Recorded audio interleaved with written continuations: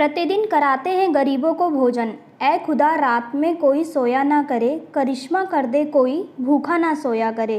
कुछ ऐसा ही करिश्मा निस्वार्थ भाव से पिछले 6 वर्षों से लगातार शहर के शासकीय सेवा से निवृत्त सीताचरण शर्मा कर रहे हैं। शाम होते ही रेलवे स्टेशन के ग्राउंड पर भीड़ जमा हो जाती है। दिन भर से भूखे प्यासे लोग इंतजार करते हैं, शर्मा जी आएंगे और भोजन लाएंगे। कोई विकलांग रहता है, किसी को आंखों से नहीं दिखता तो कोई शरीर से कमज़ोर होता है। प्रत्येक व्यक्ति को आस रहती है कि आज हमें भरपेट भोजन मिलेगा। सीताचरण शर्मा के आते ही चेहरों पर मुस्कान आ जाती है। धीरे धीरे सब लोग कतार में बैठ जाते हैं। भोजन करते समय सोशल डिस्टेंसिंग का पूरा पालन किया जाता है। सभी को कर्म से खाना परोसा जाता है। 6 वर्षों में सबसे खास बात यह है कि भोजन कराने में एक भी दिन नागा नहीं हुआ। प्रतिदिन भोजन खिलाया जाता है। लॉकडाउन के समय भी यह सेवा निरंतर चली आ रही है, जिसमें एक शहर से दूसरे शहर जाने वाले व्यक्तियों को भोजन की व्यवस्था भी की गई थी। नहीं लेते हैं कोई चंदा ना पैसा। सीताचरण शर्मा बताते हैं कि वह चंदा नहीं लेते हैं, ना ही कोई शासकीय पैसा लेते हैं। महीने में 4-5 दिन कुछ व्यक्तियों की तरफ से खाना रहता है। कभी किसी का जन्मदिन, तो कभी वैवाहिक संगठन, कभी वर्षगांठ होती है, तो कुछ लोग भोजन कराने के लिए संपर्क खुद से करते हैं और एक निश्चित राशि देते हैं। बाकी दिनों में भोजन व्यवस्था में मेरी तरफ से ही रहती है। उन्होंने बताया है कि ये सेवा तब तक शरीर में जान रहेगी, तब तक ये चलती रहेगी। खबर खुरई से हिमांशु बजाज, धन्यवाद।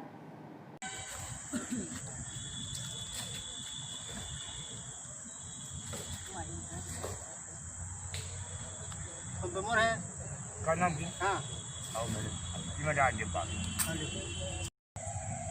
दादा, आपको खाना कौन खिलाता है डेली? ये खाना कौन खिलाता है?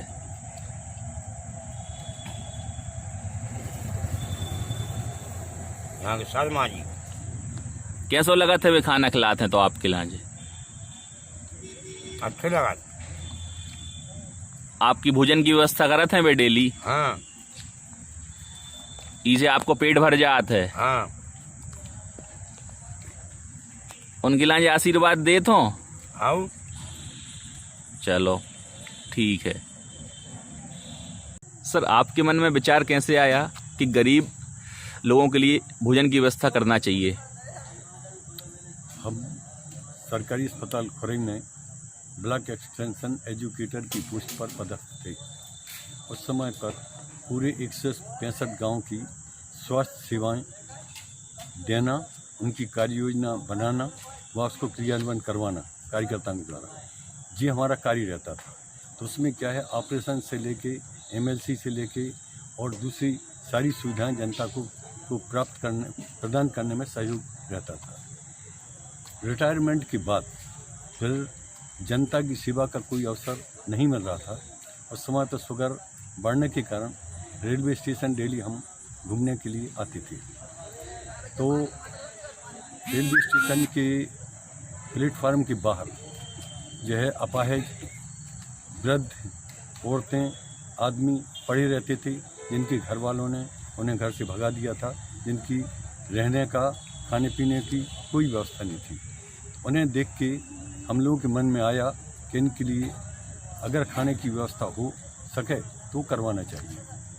तो हम बाबा का नाम है इसका समैया, संजय बाबा समैया जी के पास गए। उस समय पर मंत्री जी का खाना किले में चलता था। उनसे हमने निवेदन किया कि कोमल जो स्टेशन पर जो है गाता है, अंधा है, उसके भोजन हेतु आप कोई व्यवस्था कर सकें तो करवा दीजिए।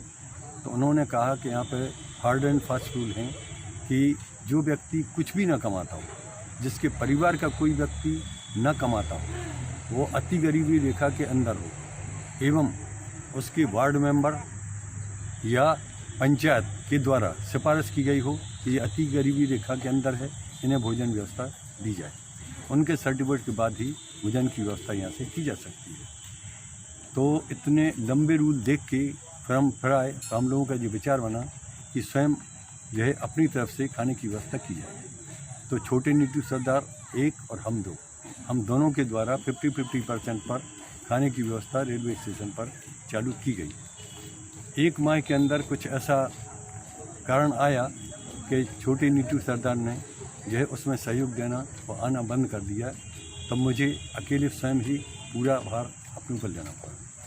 तो कोई प्रकार से लोग जो ना सोचेंगे ये हम की भावना में रहते हैं, इसलिए हमने जो हमारी खुद की व्यक्तिगत संजीवनी स्वास्थ्य एवं शिक्षा समिति है, जिसमें केवल हमारे परिवार के लोग के ही नाम हैं, उस समिति के नाम से हमने खाने चालू किया। और जो है आज 6 साल से प्रतिदिन रेलवे स्टेशन के प्रांगण में जो है इंजन के बाजू में मंदिर के सामने 7 बजे से प्रतिदिन खाना की व्यवस्था करते हैं। अंधे, लंगड़े, लूले, अपाहिज, वृद्ध, औरतें, बच्चे, इन लोगों के लिए एक टाइम का भरपेट भोजन जो है दिया जाता है। इसमें 5-6 लोग ऐसे हैं जो माह में एक दिन अपनी तरफ से खाने हेतु राशि प्रदान करते हैं। 4-5 दिन ऐसे हो जाते हैं जैसे किसी की शादी की सालगिरह, बच्चे का जन्मदिन या पूर्वजों की तिथि हो तो वे एक दिन के खाने हेतु राशि उपलब्ध कराते हैं। इस तरीके से 10-12 दिन का दूसरों की तरफ से भोजन व्यवस्था हो जाती है। बाकी जिस दिन किसी का नहीं है उस दिन की भोजन की व्यवस्था 17-18 दिन की हम स्वयं अपने से करते हैं। हमें इसमें बहुत खुशी होती है। हम नहीं करते हैं, ईश्वर करता है, ईश्वर करवाता है।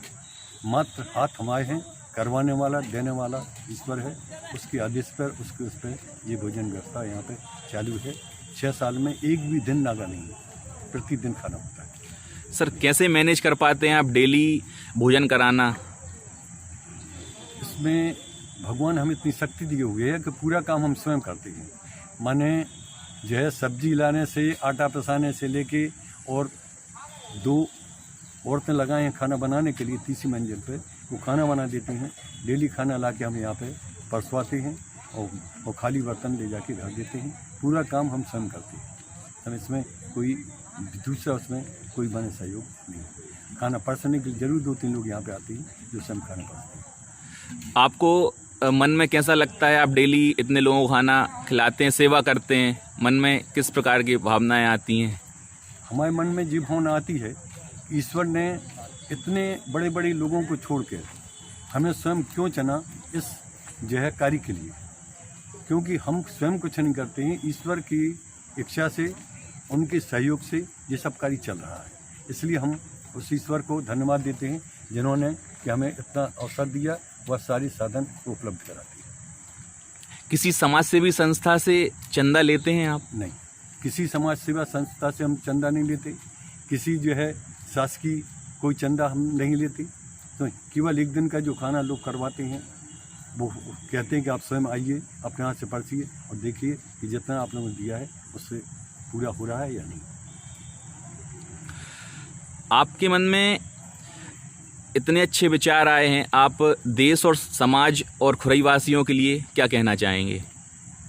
हमारी 2 इच्छाएं और हैं कि अगर ईश्वर ने चाहा या कोई बड़ा सहयोग मिला तो हम यहाँ पे एक वृद्धाश्रम डालना चाहते हैं और एक जो है अंधे, गूंगे, बहरे बच्चों के लिए स्कूल डालना चाहते हैं। ये 2 मन में भावनाएं और हैं, अगर ईश्वर पूरी करता है तो।